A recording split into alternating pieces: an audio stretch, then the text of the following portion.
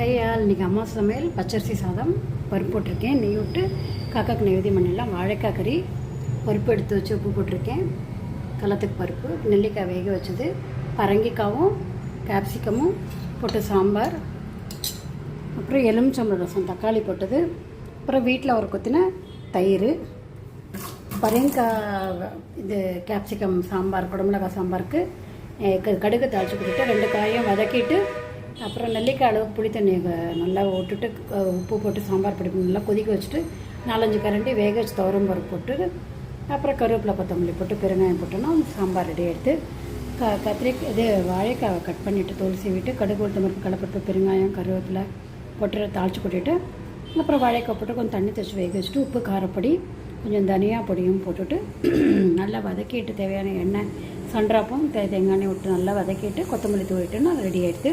எலுமிச்சம் ரசத்துக்கு ஒரு தக்காளியை உப்பு போட்டு மஞ்சப்பொடி போட்டு நல்லா கொதிக்க வச்சுட்டு ரசப்பொடியும் போட்டுட்டு அதுக்கப்புறம் ஒரு கரண்டி வேக வச்ச துவரம் பருப்பு போட்டு நல்லா கொதிக்க வச்சு ஜீரகம் தாளிச்சிட்டு கருவேப்பிலை கொத்தமல்லி தாளிச்சு போட்டு வீட்டில் ஒரு கொத்தமல்லி தயிர்.